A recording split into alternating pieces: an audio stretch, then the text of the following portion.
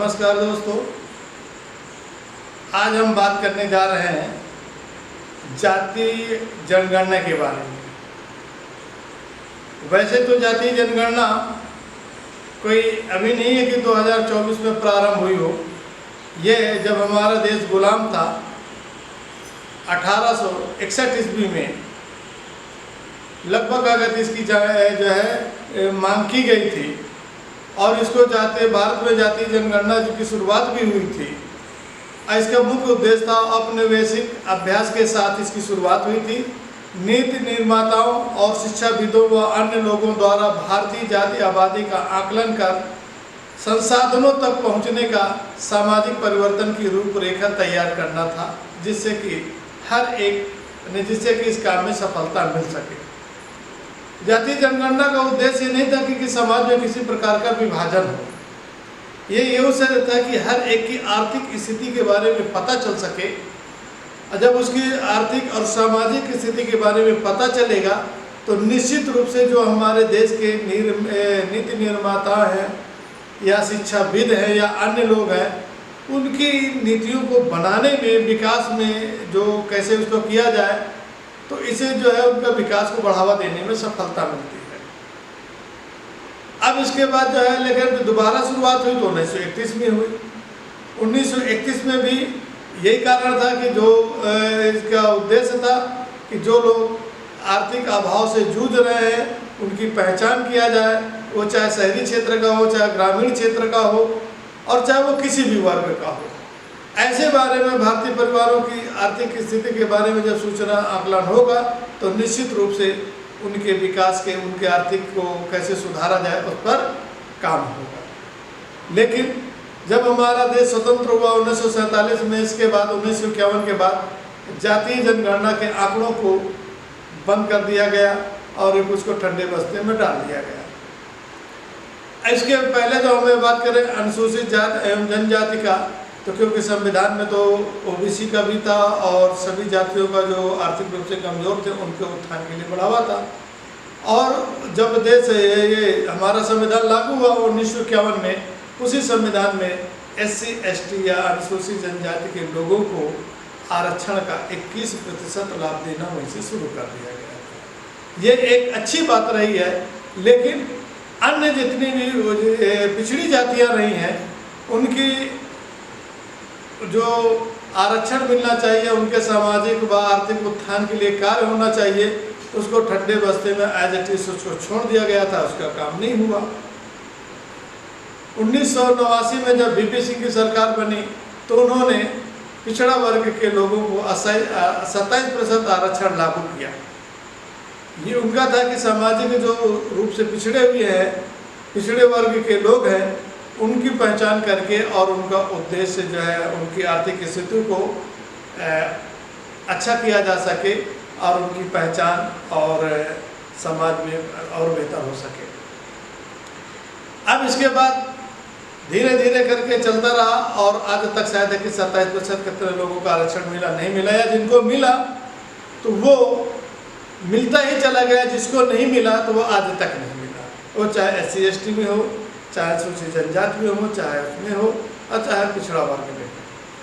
बीच बीच में मांग उठती रही। अखिलेश यादव ने भी इसकी डिमांड कई बार कर चुके हैं कि जिसकी जितनी जनसंख्या उसकी उतनी भागीदारी होनी चाहिए। लेकिन 2024 के चुनाव में राहुल गांधी ने जिस तरह से जातीय जनगणना को, जातिगत जनगणना को जोर दिया, बल दिया, एक भारत में उन लोगों के लिए आस जगी। अब ये जो जातीय जनगणना है ये हल्के में नहीं है। उन्होंने इस चीज़ को बड़ा सा समझा, सोचा और उसको लागू करने का प्रयास किया। हो सकता है कि उसके एक राजनीतिक मामले हों, लेकिन जिस पार्टी ने 1951 में जातीय जनगणना को बंद कर दिया था, ठंडे बस्ते में डाल दिया था, जबकि हमारा देश जब गुलाम था उस समय इसकी चर्चा हो रही थी और काम भी हुआ। 1951 के बाद बंद कर दिया गया, लेकिन उन्हीं की पार्टी, उसी परिवार, नेहरू परिवार का ही शख्स राहुल गांधी ने इसको पुनः स्थापित करने का काम कर रहे हैं। और जिस प्रकार से उन्होंने शोर मचाया लोकसभा में, सड़कों में, कि हम इसकी गणना करके रहेंगे, यहाँ से पास करवाएंगे। लेकिन कुछ लोग हैं अभी भी जातीय जनगणना नहीं चाहते हैं। अब कौन लोग हैं? वर्तमान सरकार भी है कि वो नहीं चाहती है कि जातीय जनगणना हो। अब जातीय जनगणना से क्या नुकसान है, क्या फायदे हैं, ये सरकार जानती है या अन्य लोग जानते हैं। लेकिन ये जो अगर सभी को नौकरियों में, खेती बाड़ी में, अन्य क्षेत्र में ये जो अगर भागीदारी मिली हुई होती, आर्थिक रूप से पिछड़े नहीं हुए होते, तो इसकी मांग की आवश्यकता नहीं पड़ती, इसको जो है लागू करने की आवश्यकता नहीं पड़ती। लेकिन सभी लोगों को मालूम है कि कितने प्रतिशत लोग आज भी, वो चाहे आईएएस हो, चाहे पीसीएस हो, चाहे आईपीएस हो, या जितनी बड़ी सर्विस, जितने बड़े संस्थान हैं, उनमें ओबीसी की या अति पिछड़ा की, पिछड़ा वर्ग की या एससी एसटी की कितनी भागीदारी है, ये पूरे देश में किसी से छिपा नहीं है। क्योंकि जो जैसे अनुसूचित जाति के हैं, जनजाति के हैं, जो नीति निर्माण करते हैं, उनमें उनकी भागीदारी नहीं होती है कि जैसा कि पिछले बार लोकसभा में राहुल गांधी ने मुद्दा उठाया, 90 में से मात्र 2 ही लोग हैं, 3 लोग हैं, बकाया कोई है ही नहीं है। तो ऐसे में कैसे कल्पना की जा सकती है कि जो सामाजिक रूप से, आर्थिक रूप से पिछड़े हैं, उनका उत्थान कैसे होगा?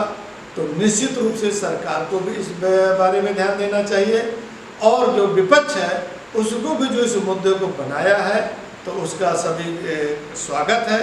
हमारे ख्याल से जितने भी अनुसूचित जाति के हैं, जनजाति के हैं, आदिवासी हैं, पिछड़ा वर्ग है, उसका स्वागत करेगा और इस मुकाम में पहुंचेगा। चाहे देर से सही जातीय जनगणना हो, उनकी भागीदारी राजनीतिक में भी हो, और क्या कहते हैं, नौकरियों में भी हो, जो व्यापार हो उनमें भी हो।